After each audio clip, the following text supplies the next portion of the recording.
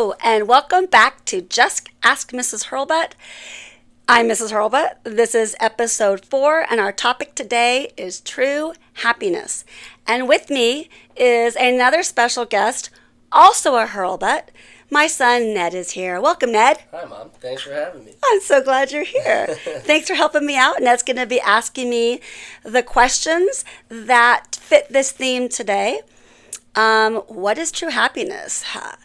How do you know when you found it? How do you keep it? There's so many questions that fit with this theme, but here are the ones that we chose. So, Ned, I'm going to turn it over to you. All right. For finding true happiness, the first question we got is, what is the secret to finding true happiness? Oh, my goodness. You got 5 hours? The secret. Well, actually, the secret I could probably put in one sentence. And the secret is that happiness comes from the happiness you bring to others. Period. You have to find the joy in serving others, because that is when it becomes less about you and all about building a community of love and trust and success. So the secret really is to figure out what your gifts are, what your talents are, what you have to share, and then do something with that so that you can put it out into the world. And when you put it out into the world, it comes back to you tenfold. Find what makes you happy and share it with others. Relationships are number one. It's never going to be about the things that bring you success. It's going to be about relationships. It's always going to be about relationships. You can live in a mansion alone, or you can live in a shack with a big family. Chances are the family in the shack is going to be a lot happier.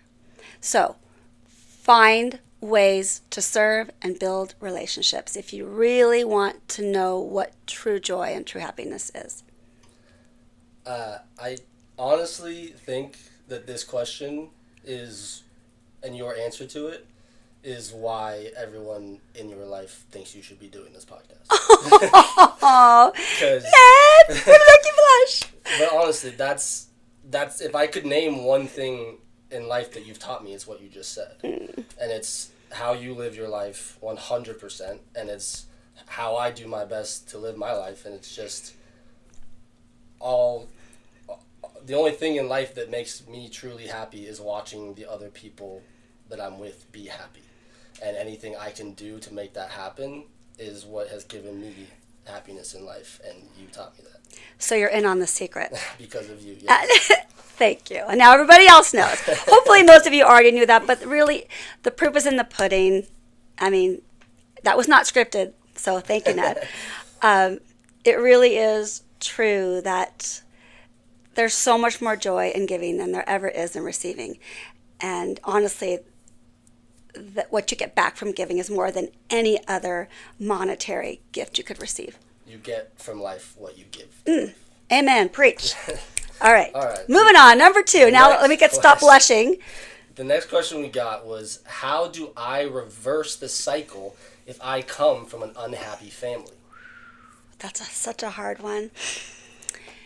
I get this question a lot, especially from students after class when nobody else is around.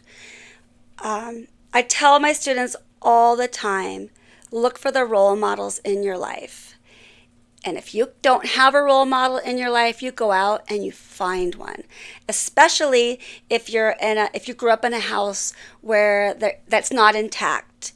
You have parents that are apart and maybe never found happiness. There are a lot of people who get divorced and do find true happiness the second time around, but some people don't, and a lot of kids grow up never knowing that.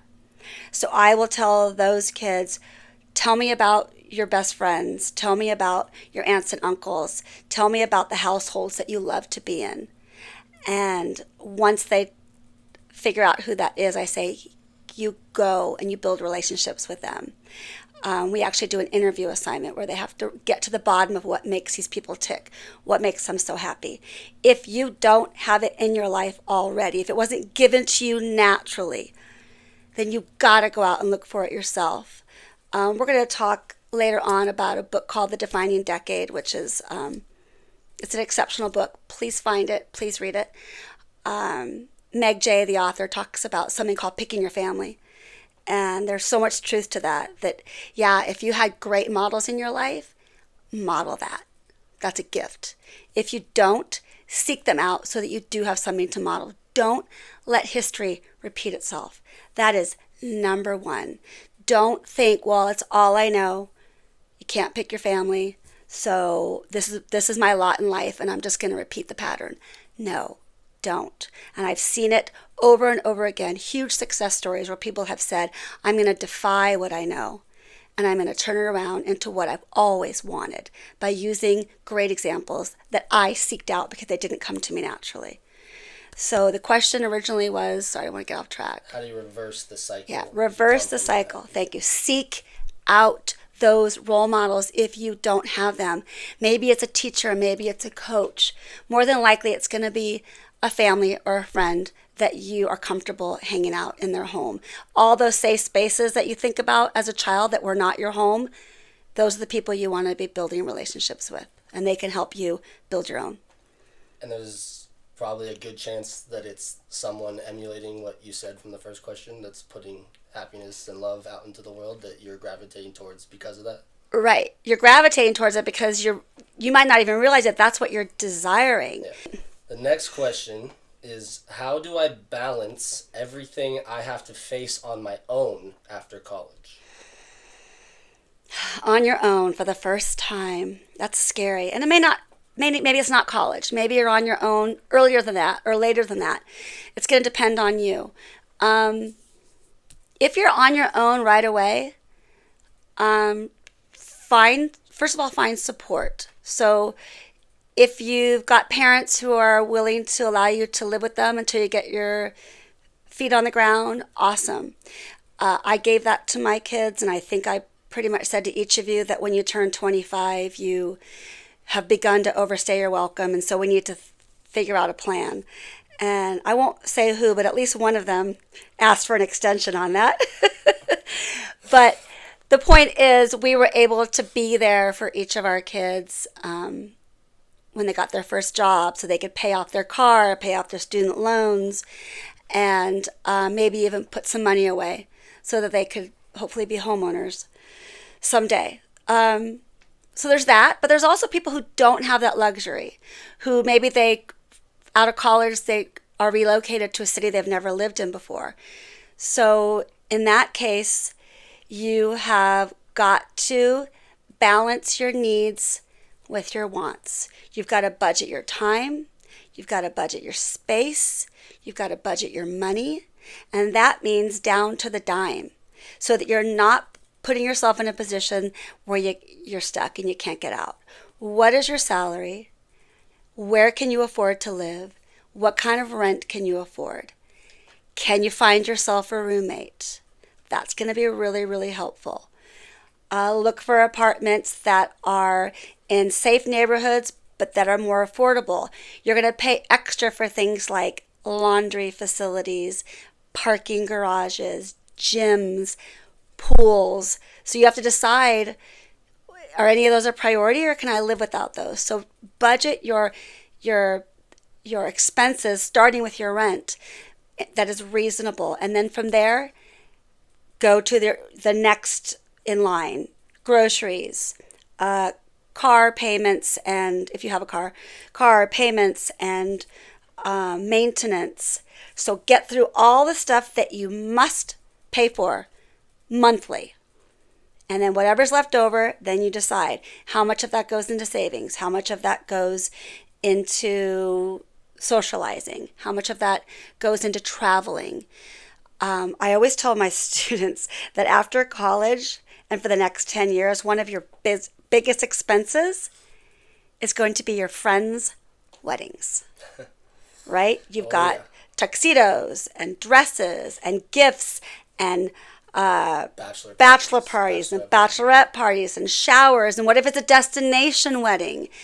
There's so much money that goes into that, and you don't want to say no. So you want to budget for that ahead of time, and that should be something to consider because it is a big chunk of money. And maybe you just set aside $100 a month so that, every 6 months you've got $600 in your pocket to do something with. So budget your money, budget your time. Again, what do you need to be doing in a 24-hour period? And what would you like to be doing? What do you need to do during once a week? What would you like to do? What do you need to be doing once a month, annually? What do you want to be doing? That way, when you wake up in the morning, you don't go through your day just willy-nilly just getting things done, and next thing you know it's 10 p.m. and you haven't really eaten anything except for fast food. No, time your morning routine, time your exercise, your meals, meal prep on Sundays so you've got healthy food waiting for you all week. Set aside time for your workout and your friends and phone calls, or maybe binge watch your favorite TV show, but have it mapped out so I allow myself 2 hours a day for me, and here's what I'm going to do at that time. I allow myself 4 hours every weekend to just go on a hike or be with friends. You got to budget your time, you got to budget your money, and you also got to budget your space so that you're living comfortably and you don't have a mess of an apartment. You've got a space that works for you, and hopefully a roommate who's sharing the expense with you. If you've got big hobbies, know that ahead of time. You got a motorcycle, a surfboard, a piano. You need space for that. So you've got to budget it all, and you've got to rely on any support system that you have that can help ease the transition. And that transition might be 5 years, 2 years, might even be 2 weeks. But don't make it more than 5. More than 5, that's when you become a freeloader. So really work towards independence by disciplining yourself, knowing the difference between your needs and wants, and budgeting your time, space, and money. The next question is pretty related to that. It says, how do I make time for all the things that I want to do when there's so much that I have to do? How do you make the time? You really look at your 24-hour day. You look at your 7-day week, and you figure it out. Listen, I go to the gym 4 days a week. If I didn't get up at 5:45 and go in the morning, I'm not going to go. So I make that time. That's a sacrifice. That's my sacrifice for my well-being, for my mental health, is to get up before the sun comes up to do that. So you've got to be able to say, I'm willing to sacrifice this for this. But the needs are usually the ones that there's no wiggle room, right? So let's say you need to work your 8-hour day. You need to commute there. You need to eat. You need to do your laundry, right? You've got all that list of things that you need to do. So schedule it. Say, this is the day that I will always do laundry, so that the other days are available to do the things I want to do without the laundry getting forgotten. Maybe I don't want to commute 2 hours to work. So maybe I relocate so that my commute is only 10 minutes. So that gives me more quality time to do something else I want. Or maybe you don't have a choice. Like your wife doesn't have a choice, and she has a long drive, but she loves her books on tape. She loves her podcasts, and that's how she passes the time, so that hour and a half or whatever in the car is enjoyable because she squeezed in what she wanted while she was doing what she had to do. So don't say you don't have the time. You do have the time for both. If you really, really don't have any time to do the things you want to do, then maybe it's time to rethink what you're doing that's taking up so much of that time. Do you really have to work as many hours as you are? Is it time to look for a different job? Is it time to talk to your boss and figure out somebody that's going to offer you more of a work-life balance? There are people who listen. Maybe you've got a opportunity to work from home. I don't know. But there should always be time in the day or the week or the month or the year. We just came back from a big vacation and we planned for a long time for that. And we blocked out the time, the money, anything we needed to do ahead of that. We did it. And when I say we, I mean everybody in our family committed to that so that we could do what we wanted to do. And what were some of the sacrifices? Working extra hours before we left, saving money, saying no to other trips or to fun nights out because we were trying to set that money aside.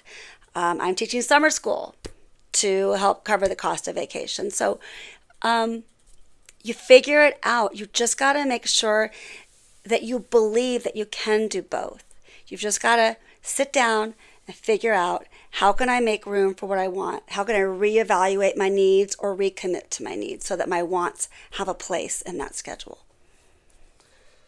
Yeah, I don't have much to add to that. I think that was perfectly said.